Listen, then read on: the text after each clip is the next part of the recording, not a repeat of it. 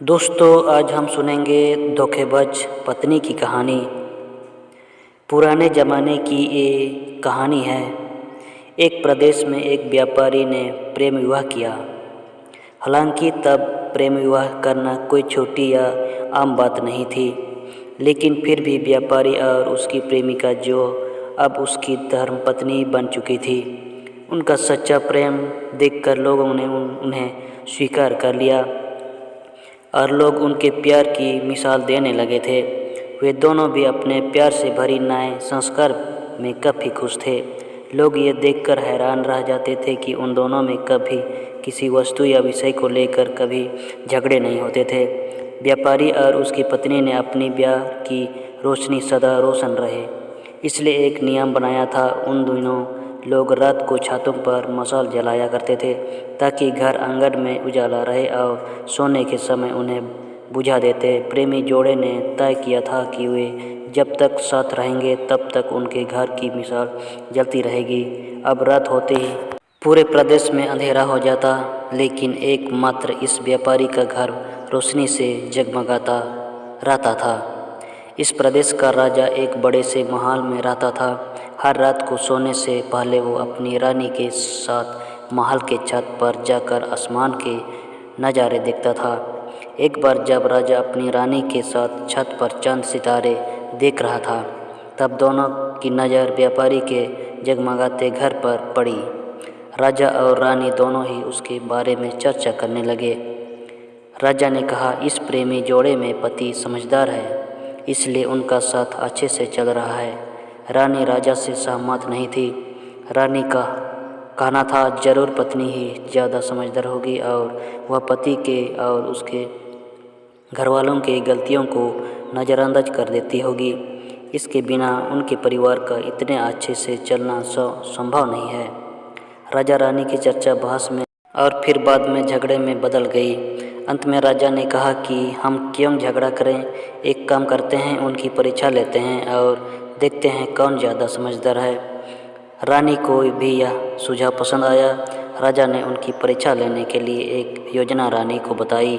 अगले दिन योजना के मुताबिक रानी ने व्यापारी के घर एक स्त्री को भेजा। वह स्त्री व्यापारी के पास गई और उससे बोली, मैं तुम्हारे लिए रानी का एक संदेश लेकर आई हूँ। वो स्त्री संकोच करते हुए व्यापारी से बोली कि रानी को तुम बहुत पसंद आ गए हो। अगर तुम अपनी पत्नी को छोड़ दो या उसकी हत्या कर दो, रानी तुमसे शादी करने के लिए तैयार है। महिला की बात सुनकर व्यापारी को गुस्सा आ गया, लेकिन उसने अपने गुस्से पर काबू रखते हुए उस महिला से कहा कि ऐसी 1000 रानियां भी आ जाएंगी, तब भी मैं अपनी पत्नी को धोखा नहीं देने वाला। तुम मेरी तरफ से रानी से माफ़ी मांग लेना और कहना ऐसा प्रस्ताव दोबारा न भेजें। उस स्त्री ने व्यापारी ने जो कहा था वह बात राजा और रानी को जाकर बता दी। व्यापारी का ऐसा जवाब सुनकर राजा खुश हो गया, क्योंकि राजा जैसा सोचता था व्यापारी उतना ही समझदार निकला। अब व्यापारी की पत्नी के परीक्षा की बारी थी। राजा ने एक आदमी को उसके पास भेजा। आदमी ने व्यापारी की पत्नी से कहा, राजा को तुम पसंद आ गए हो। राजा ने कहा है, अगर तुम अपने पति को मार देती हो तो वे तुम्हें उनकी रानी बना लेंगे। आदमी की बातें सुनकर पहले तो व्यापारी की पत्नी कुछ भी नहीं बोली। जब आदमी वहाँ से जाने लगा तब पीछे से व्यापारी की पत्नी ने कहा कि आज रात को जब मशाल बुझ जाएगी तो समझ लेना कि मैंने अपने पति की हत्या कर दी है। राजा के आदमी ने इस घटना का वर्णन राजा और रानी के सामने जाकर किया। राजा को व्यापारी की पत्नी पर काफ़ी गुस्सा आया, लेकिन रानी ने राजा से कहा कि वह सिर्फ ऐसा कर नहीं सकती। आखिर वह उसकी पत्नी है और प्रेमिका भी। राजा ने तय किया कि व्यापारी को खतरे में नहीं डालना चाहिए, इसलिए राजा ने अपने कुछ सिपाहियों को आदेश देकर उसके घर के पास खड़ा कर रहने के लिए कहा। राजा ने उनको समझाया कि जैसे ही व्यापारी के घर की मशाल बुझे तो तुरंत उसके घर में घुस जाना और व्यापारी को बचा लेना। रात होते ही राजा और रानी अपने महल के छत पर जाकर व्यापारी के घर की तरफ देखने लगे। आधी रात हो गए, लेकिन कुछ भी नहीं हुआ। रानी राजा से कहने लगी, देखा, मैं कहती थी ना कि वो सिर्फ कह सकती है, ऐसा कर नहीं सकती। रानी ने यह शब्द कहे ही थे कि राजा ने देखा कि व्यापारी के घर की मशाल बुझ चुकी है। राजा को व्यापारी की चिंता होने लगी। थोड़ी देर बाद राजा के वह सिपाही जो व्यापारी की सुरक्षा के लिए वहाँ खड़े थे, राजा के पास आए और उन्होंने राजा को व्यापारी की मौत की खबर सुनाई। राजा ने कहा, तुम्हारे होते हुए व्यापारी कैसे मर सकता है? सिपाहियों ने कहा कि उसकी पत्नी ने दिन में ही जहर दे दिया था और रात को पति के मरने के बाद उसने घर की मशाल बुझाई, इसलिए हम कुछ भी नहीं कर पाए।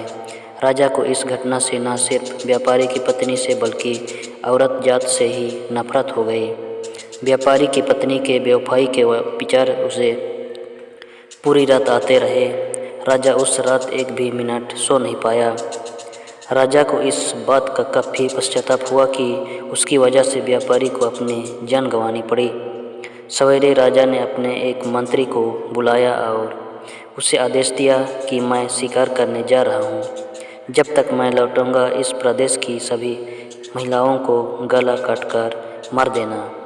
राजा का ऐसा आदेश सुनकर मंत्री ने राजा को काफ़ी समझाने की कोशिश की, लेकिन राजा उसकी एक भी बात सुनने के लिए तैयार नहीं था और राजा ने उससे धमकी दी कि अगर तुमने यह काम पूरा नहीं किया तो सबसे पहले मैं तुम्हें ही मौत की सज़ा दे दूंगा। राजा के शिकार पर जाने के बाद मंत्री काफ़ी चिंता में डूब गया। जब मंत्री को कुछ भी नहीं समझ आ रहा था तो मंत्री सीधे अपने पिता के घर गया, जो पहले राजा के पिता के यहाँ मंत्री रह चुका था और काफ़ी समझदार था। मंत्री ने अपने पिता को सारी बात बता दी।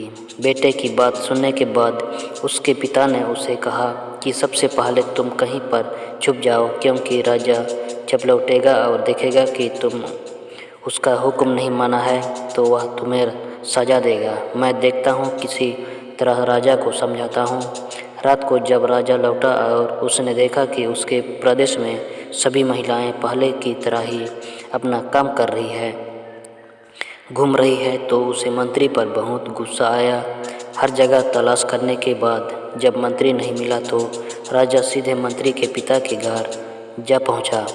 राजा ने मंत्री के पिता से मंत्री के बारे में पूछा।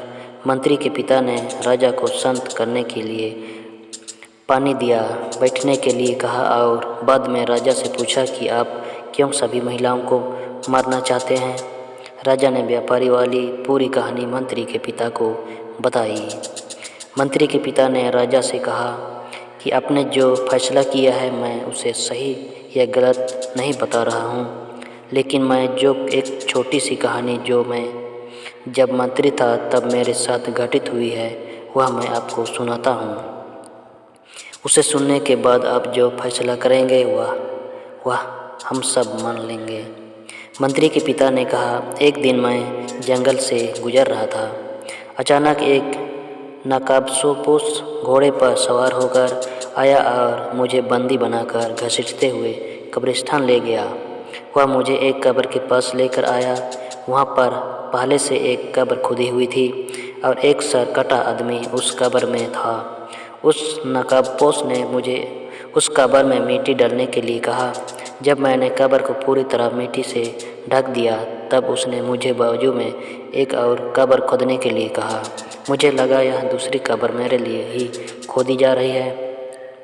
कब्र पूरी तरह तैयार होने के बाद उस नकाबपोश ने अपने चेहरे से नकाब हटाया तो मैं देखा चौंक गया, क्योंकि वह एक बहुत ही सुंदर महिला थी। उसने मुझे कहा कि तुम डरो मत, यह कब्र तुम्हारे लिए नहीं है बल्कि यह कब्र मेरे खुद के लिए है। अभी अभी जो तुमने इस सरकेट आदमी को दफन किया है वह एक राजकुमार है जिसने मुझे पाने के लिए मेरे पति की हत्या कर दी और मैंने बदला लेने के लिए उसे मार दिया। मैं अपने पति से बहुत ज़्यादा प्यार करती हूँ, इसलिए मैं इस जन्म में जिंदा नहीं रह चाहती और उनके कब्र के बाजू में मारकर दफन होना चाहती हूँ ताकि अगले जन्म में फिर से उनसे मिल सकूँ। इतना कहकर उस महिला ने अपनी गर्दन पर चाकू रख कर गर्दन काट ली और उस कब्र में गिर पड़ी। मेरे पास कोई दूसरा उपाय नहीं था, क्योंकि मुझे पता चल चुका था कि वह मुझे सिर्फ अपने आप को कब्र में दफन करने के लिए वहाँ तक लेकर गई थी। तो मैंने उस दफन किया और अपने घर वापस लौट आया। महाराजा अपने जिस घटना को देखा उसमें एक महिला ने धोखेबाज की है, लेकिन मैंने जो कहानी सुनाई है, मैंने जिस घटना को अनुभव किया है, उसमें एक महिला ने अपने पति के प्यार में अपनी जान दे दी। अब भी बताइए महाराज, अगर एक महिला बेवफा निकली तो क्या सभी महिलाएं बेवफा होगी? एक महिला के किए की सज़ा सभी महिलाओं को देना क्या उचित होगा? राजा को बूढ़े मंत्री की बात अच्छी तरह से समझ में आ गई और उसने सभी महिलाओं को मारने का ख्याल अपने मन से निकाल दिया। दोस्तों, यह कहानी हमें समझाती है कि दुनिया में भिन्न भिन्न तरह के लोग हैं, भिन्न भिन्न तरह के उनके विचार हैं और उतने ही अलग तरह के सबके व्यवहार हैं। हम एक आदमी का व्यवहार देखकर बाकी सब के लिए कोई फैसला नहीं कर सकते। कहानी पसंद आए तो एक लाइक ज़रूर करें और चैनल को सब्सक्राइब करें। धन्यवाद।